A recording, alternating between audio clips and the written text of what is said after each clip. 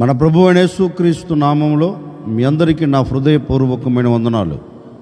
ఈ దినమంతా నా ప్రభు మీకు తోడై ఉండి మిమ్మల్ని ఆశీర్వదించి దీవెనకరమైన మార్గాలలో మిమ్మల్ని నడిపించును గాక. పరిశుద్ధ గ్రంథముల నుండి దైవజనుడైన యాకోబు రాసిన పత్రిక 4వ అధ్యాయం 7వ వాక్యాన్ని నేను చదువుతూ ఉన్నాను. మీ పరిశుద్ధ గ్రంథమైన బైబిల్ తెరచి చూడండి. కాబట్టి దేవునికి లోబడి యుండుడి, అపవాదిని ఎదురించుడి, అప్పుడు వాడు మీ యొద్ద నుండి పారిపోవును.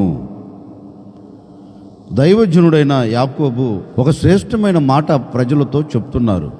చూడండి, మీ ఎదుట నిలబడిన అపవాదిని మీరు ఎదిరించండి.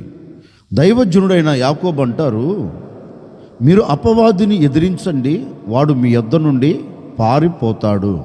అంటే ఈ ప్రజలు ఎదిరించే స్థితిలో లేనట్లుగా ఉన్నారు. ఈ ప్రజలు ఎదిరించే స్థితి లేకపోయినందువలన ఆ ప్రజలతో ఈ దైవజనుడు అంటున్న మాట, మీరు అపవాదిని ఎదిరించండి. అపవాదిని ఎదిరించకపోయినందువలన మీ కుటుంబాలలో ఎన్నో అలజడులు, ఎన్నో అవాంతరాలు కలుగుతూ వచ్చాయి. అపవాది మీ కుటుంబంలో నెమ్మది లేకుండా చేస్తూ వచ్చింది. అపవాది ఒకరి మధ్య ఒకరికి ప్రేమ అనురాగాలతో జీవించకుండా అపవాది చల్లాచెదురు చేస్తూ వచ్చింది. గడిచిన దినాలు ఈ అనుభవాలలో మీరు ఉన్నారు కదా. ఇక మీదట ఆ అనుభవాలలో మీరు లేకుండా ఇప్పుడు మీరు ఏం చేయాలి అంటే, మీ ఎదుట నిలబడి మిమ్మల్ని భయపెడుతున్న అపవాదిని మీరు ఎదిరించాలి.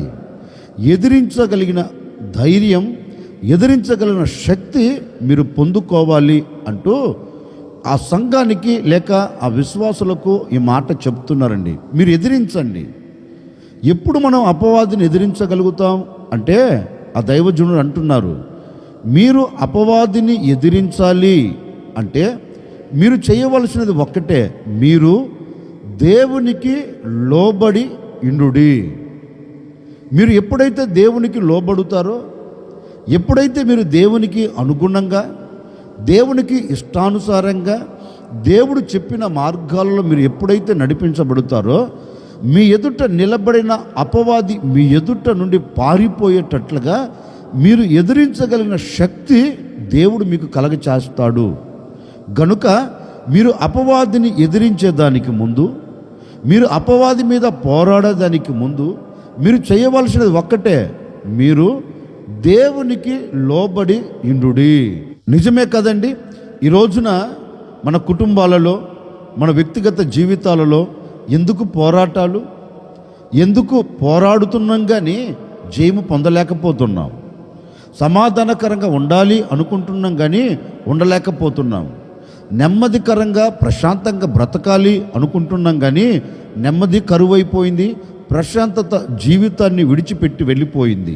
వీటన్నిటికీ కారణం ఏంటంటే, అపవాది మన ముంగిట నిలబడ్డాడు.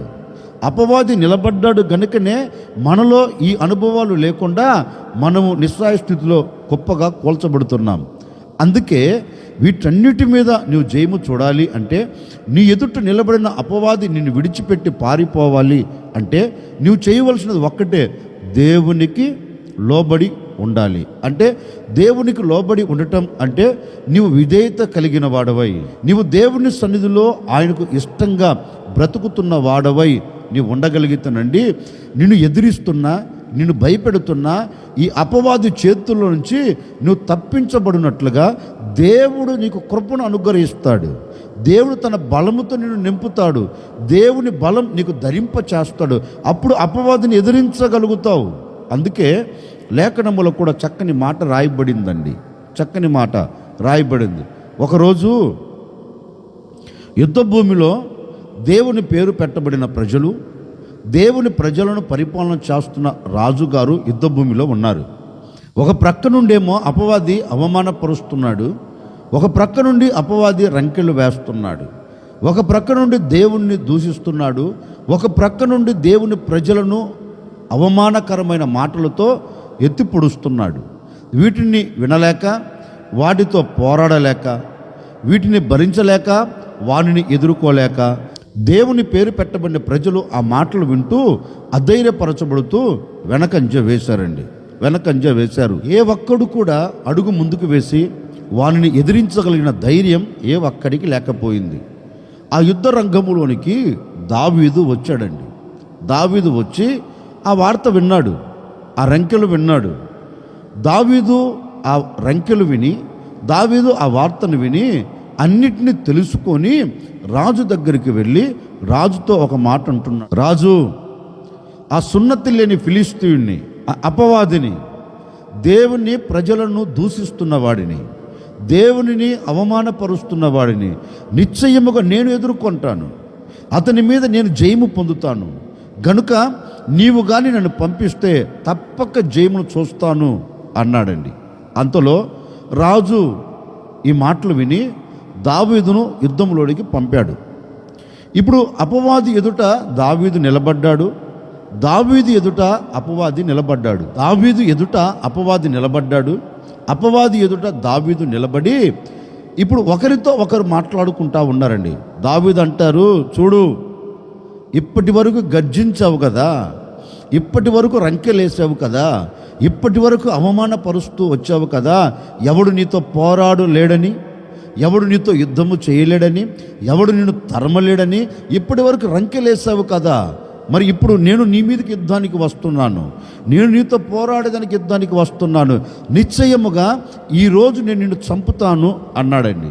అంతలో అపవాది మరలా అంటారు, నేనేమైనా కుక్కనా, నాతో యుద్ధం చేసేదానికి కర్రను చేత పట్టుకొని వచ్చావు, ఏం మాట్లాడుతున్నావు? నా స్వరమును విని నా భారీ దేహాన్ని చూచి నీకు సంబంధించిన వారందరూ వెనకంజ వేశారు. బలవంతులు నన్ను చూచి భయపడిపోయారు, ధైర్యవంతులు గుండె అలజడితో నింపబడిపోయి అధైర్యపరచబడి వెనకంజ వేశారు. నా స్వరము వింటేనే ఇశ్రాయేలీయుల గుండెల భయం కలుగుతుంది, నన్ను చూస్తేనే వారికి వణుకు కలుగుతుంది. నీవు ఇంత లేవు, ఇంత మాటలు మాట్లాడుతావా అని దావీదుతో అన్నాడండి. అప్పుడు దావీదు కూడా ఒక మాట అన్నాడు, నిజమే, నేను చేతకాని వాడను కావచ్చు, నీకంటే బలిష్ఠుడను కాకపోవచ్చు, నీకంటే బలవంతుడను కాకపోవచ్చు, నీలాగా యుద్ధరంగంలో ఆరితేడిన వాడిని కాకపోవచ్చు, ఈట విసరగలిగిన వాడిని కాకపోవచ్చు. ఒకటి మాత్రం వాస్తవం, నిశ్చయముగా ఈరోజు నేను చంపుతా. ఎందుకంటే నేను ఎవరి పేరన నీ మీదకి యుద్ధానికి వస్తున్నాను అంటే నాకు కలిగిన బలము మీద కాదు, నాకు కలిగిన శక్తి మీద కాదు, నేను నీతో పోరాడుటకు, నిన్ను తరిమివేయుటకు, నిన్ను హతమార్చుటకు నేను ఎవరి పేరు మీద వస్తున్నానంటే నా దేవుడైన యెహోవా పేరిట నీ మీదకి యుద్ధానికి వస్తున్నాను. నిశ్చయముగా నేను ఈరోజు నిన్ను చంపుతాను, నిన్ను చంపుటకు నా దేవుడు నన్ను బలపరుస్తాడు. ఎందుకంటే అరణ్యములో ఒంటరిగా నిలబడినప్పుడు సింహాన్ని చీల్చిన వాడిని, ఎలుగుబంటిని చీల్చిన వాడిని, సింహపు బలము నుండి, ఎలుగుబంటి బలము నుండి నా దేవుడు నన్ను తప్పించి సజీవుల మధ్య నిలబెట్టాడు. మరి నీ చేతుల్లో పడకుండా నన్నెందుకు దేవుడు కాపాడాడు? నిశ్చయముగా నేను నిన్ను చంపుతాను, నిన్ను హతమారుస్తాను. నీవు ఈ దేవుని ప్రజల ఎదుట నిలబడకుండా నేను నిన్ను హతమార్చి ఈ ప్రజలకు నేను జయము తీసుకొని వస్తాను. అలాంటి కార్యము చేయుటకు నా దేవుడు నాతో కూడా ఉంటాడు, నన్ను బలపరుస్తాడు, నిన్ను నా చేతులకు అప్పగిస్తాడు అని దేవుని పేరట దేవుని బలాన్ని పొందుకొని దేవుని తోడు తీసుకొని వెళ్ళి ఆ ఫిలిష్తీయుని కొట్టి చంపి ఇశ్రాయేలుకు జయమును తీసుకొని రాగలిగాడండి. ఇప్పుడు నేను అనే మాట ఏంటంటే దావీదు ఎందుకు జయము పొందగలిగాడు? దావీదు శత్రువుల మీద ఎందుకు జయమును చూడగలిగాడు? దావీదు శత్రువుని హతమార్చగలిగాడు అంటే వాక్యం అంటుంది, దావీదుకు ఎవరు తోడై ఉన్నారు? దేవుడు తోడై ఉన్నాడు. దావీదుకి ఎవరు బలాన్ని ఇచ్చారు? దేవుడు బలాన్ని ఇచ్చాడు. అందుకే శత్రువును ఎదిరించగలిగిన శక్తి దావీదుకు దేవుడు కలగచేశాడు. ఎందుకు కలగచేశాడు అంటే లేఖనం అంటుంది, దావీదు దేవునికి విధేయత కలిగిన వాడంటండి, దావీదు దేవునికి లోబడేవాడంటండి, దావీదు దేవునికి ఇష్టానుసారుడు అంటండి. అందుకని దేవుడు దావీదును బలపరిచాడు. అందుకని సాతానును ఎదిరించగలిగిన శక్తి దేవుడు దావీదుకి ఇచ్చాడు. దావీదు అపవాదిని ఎదిరించగలిగిన శక్తి దావీదు ఎందుకు పొందుకున్నాడు అంటే దేవునికి ఇష్టానుసారుడు, దేవునికి విధేయత కలిగిన వాడు గనుక దావీదు ఆ దేవుని బలమును పొందుకొని యుద్ధములో జయమును చూడగలిగాడండి. యుద్ధములో జయాన్ని ఆస్వాదించగలిగాడు. యుద్ధములో జయాన్ని చూచి ఆనందకరంగా తిరిగి రాగలిగాడు. కారణం ఏంటంటే దేవునికి ఇష్టడు, దేవునికి విధేయుడు, దేవుని మాటకు లోబడే వ్యక్తి కనుక జయమును చూడగలిగాడు. మరి ఈ రోజున మనం ఎందుకు సమస్యల మీద జయమును చూడలేకపోతున్నాం? ఎందుకు సమస్యల మీద మనం జయమును పొందుకొని ముందుకు అడుగు వేయలేకపోతున్నాం? ఒక సమస్య కలగగా దానిని చూచి అధైర్యపరచబడుతున్నావే, ఒక ఆటంకం కలగగా దాన్ని చూచి కుంగిపోతున్నావే. ఎందుకని అంటే ఆటంకాలు నీ ముంగిటి నిలబడి ఎందుకు నిన్ను బెదిరిస్తున్నాయి? ఆటంకాలు నీ ముంగిటి నిలబడి ఎందుకు నిన్ను కలవరపెడుతున్నాయి? శోధనలు నీ చుట్టుముట్టి పడవేసి ఎందుకు నిన్ను బయటికి రాలేకుండా చేస్తున్నాయంటే నీవు దేవునికి లోబడి ఉండట్లేదు, నీవు దేవునికి లోబడి బ్రతకట్లేదు గనుకనే ఇవన్నీ నీ చుట్టుముట్టాయి, ఇవన్నీ నీకు ప్రతికూలంగా మార్చబడ్డాయి. ఇవన్నీ ప్రతికూలంగా మార్చబడినందువలన దేని మీద కూడా నీకు జయం కలగట్లేదు, దేని మీద కూడా నువ్వు జయమును చూడలేకపోతున్నావు. అందుకే ఈ ఉదయకాల సమయంలో ఒక నిర్ణయం తీసుకో.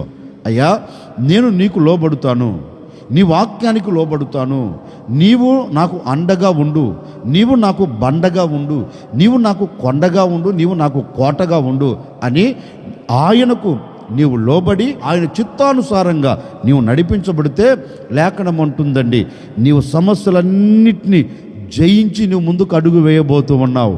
సమస్యలన్నిటి మీద నీవు జయమును చూడబోతూ ఉన్నావు. నిన్ను తరుముతున్న సమస్య ఇక మీదట నువ్వు తరమబోతూ ఉన్నావు. నిన్ను వెంటాడుతున్న శ్రమ ఇక మీదట నిన్ను విడిచి వెళ్ళిపోయేటట్లుగా దేవుడిని బలపరచబోతూ ఉన్నాడు. ఒకవేళ శ్రమలు, అవమానాలు, ఆటంకాలన్నీ నీ చుట్టూ చేరి నేను అలాగే కృంగిపడవేస్తున్నాయా? ఈరోజు దేవునికి లోబడితే అన్నిటి మీద నీవు జయమును చూడబోతూ ఉన్నావు. నీ కుటుంబాన్ని పట్టుకున్న వాటిని నువ్వు తరమబోతూ ఉన్నావు. నిన్ను వేధిస్తున్న వాటిని నువ్వు తరమబోతూ ఉన్నావు. నిశ్చయముగా నా దేవుడు నిన్ను బలపరచబోతూ ఉన్నాడు, శక్తితో నింపబోతూ ఉన్నాడు. సమస్యలను ఎదిరించగలిగిన శక్తి, నీ శ్రమను ఎదిరించగలిగిన శక్తి, నీ అవమానాన్ని ఎదిరించగలిగిన శక్తి నా ప్రభు నీకు దయచేయబోతూ ఉన్నాడు. అన్నిటి మీద నీవు ఎదిరించగలిగిన శక్తిని నా ప్రభు నీకు దయచేయునుగాక. ఇక మీదట నీ కుటుంబాన్ని చేరి అపవాది ఎన్నో ఆటంకాలు పెడుతూ రావచ్చు, ఎన్నో అవంతరాలు కలగచేస్తూ రావచ్చు. ఎంతగానో నీవు కన్నీరు కాల్చేటట్లుగా చేయొచ్చండి. భయపడవలసిన అక్కర్లేదు. వాటన్నిటినీ నీవు తోలునట్లుగా, నీవు పారవేయినట్లుగా, నీవు తరుమునట్లుగా, వాటి మీద నీవు జయము చూచున్నట్లుగా నా ప్రభు శక్తితో నిన్ను నింపబోతూ ఉన్నాడు, బలముతో నింపబోతూ ఉన్నాడు. నీ సమస్యలు నిన్ను చూచి పారిపోబోతున్నాయి, నీ కష్టం నిన్ను చూచి పారిపోబోతుంది, నీ వేదన నిన్ను విడిచి పారిపోబోతూ ఉంది. కారణం ఏంటంటే నీతో కూడా నా ప్రభు యేసుక్రీస్తు ఉండబోతూ ఉన్నాడు, నీతో కూడా నా ప్రభు నిలిచి ఉండబోతూ ఉన్నాడు. నీవు దేవునికి లోబడుతున్నావు కనుక ఆయన నీతో కూడా ఉండబోతున్నాడు, ఆయన నీతో కూడా ఉండబోతున్నాడు కనుక నీ సమస్య నిన్ను విడిచి పారిపోవునుగాక, పారిపోవునుగాక. నీ కన్నీరు నిన్ను విడిచి తొలగిపోవునుగాక, నీ కష్టం నీకు దూరం అవునుగాక, నీ వేదన నీకు తొలగిపోవునుగాక, నీ కుటుంబానికి నీకు ప్రశాంతతను కలగచేసి నా దేవుడు జయమిచ్చి మిమ్మల్ని నడిపించునుగాక. అందుకే యాకోబు భక్తుడు అంటారు, మీరు దేవునికి లోబడి ఉంటే అప్పుడు అపవాది మిమ్మల్ని చూచి మీ యొద్ద నుండి పారిపోతాడు. ఎందుకంటే మీరు దేవునికి లోబడ్డారు గనక ఆయన మీతో కూడా ఉన్నాడు, ఆయన మీతో కూడా ఉన్నాడు గనక మిమ్మల్ని బలపరుస్తాడు. మిమ్మల్ని బలపరిచాడు గనక అపవాదిని ఎదిరించగలిగిన శక్తి ఆయన మీకు దయచేసి ఉన్నాడు గనక అపవాది మీ ఎదుట నిలబడకుండా అపవాది పారిపోతుంది. నిజమే, ఈ దినమంతా నీ వ్యాపారానికి అడ్డుగా నిలబడిన అపవాది, నీ చేతి పనికి అడ్డుగా నిలబడిన అపవాది, నీ ఉద్యోగానికి అడ్డుగా నిలబడిన అపవాది, నీ ఆత్మీయ స్థితికి అడ్డుగా నిలబడిన అపవాది క్రియలన్నిటినీ నా దేవుడు పారిపోయేటట్లుగా చేయబోతూ ఉన్నాడు. ఈ దినమంతా అన్నిటి మీద నువ్వు జయమును చూడబోతూ ఉన్నావు. జయాన్ని చేతపట్టుకొని నీవు ఆనందకరంగా ఈ దినమంతా సాగి వెళ్ళబోతూ ఉన్నావు. ఈ దినమంతా నా దేవుడు మీకు జయమిచ్చును గాక, అపవాది మీ ఎదురు నిలబడకుండా పారిపోవునుగాక. ఆశ్చర్యకరుడా, మీకు స్తోత్రాలు చెల్లిస్తూ ఉన్నాం. మీరెంతైనా సర్వశక్తి కలిగిన దేవుడవు. ఈ విధంగా మరొక దినములో మేము చేరి మిమ్మల్ని స్తుతించే భాగ్యం అనుగ్రహించారు. నిజమే, మేము మీకు లోబడి ఉంటే మా ఎదుట నిలబడిన అపవాది పారిపోతాడు మీ లేఖనాలు సెలవిచ్చినట్లుగా. ఎందరైతే నాయన ఇప్పటి వరకు అపవాది చేతులు నిలిచిపోయారో, ఆటంకాల మధ్య నిలిచిపోయారో, ఈ దినం ఎందరైతే లోబడాలని నిర్ణయం తీసుకున్నారో లోబడుతున్న ప్రతి ఒక్కరిని మీరు బలపరచండి. బలపరచబడుతున్న ప్రతి కుటుంబపు ఎదుట, ప్రతి వ్యక్తిగతపు జీవితపు ఎదుట ఏ అపవాది నిలబడకుండా దూరపరచబడునుగాక, శ్రమలు తొలగిపోవునుగాక, ఆటంకాలు తొలగిపోవునుగాక. నాయన మీరు బలపరిస్తే అన్నిటి మీద బిడ్డలు జయమును చూడగలుగుతారు. నాయన జయమును చూడగలిగిన బలాన్ని, అపవాదిని ఎదిరించగలిగిన బలాన్ని ఈ ప్రజలకు దయచేసి ఈ దినమంతా జయాన్ని అనుగ్రహించి నడిపించమని యేసు నామములు అడిగి వేడుకొనుచున్నాము తండ్రి, ఆమెన్. ఈ దినమంతా నా ప్రభు మీకు తోడై ఉండి అపవాది మీ ఎదుట నిలబడకుండా నా దేవుడు పారిపోయేటట్లుగా మిమ్మల్ని అందరినీ బలపరిచి మీకు జయమిచ్చునుగాక.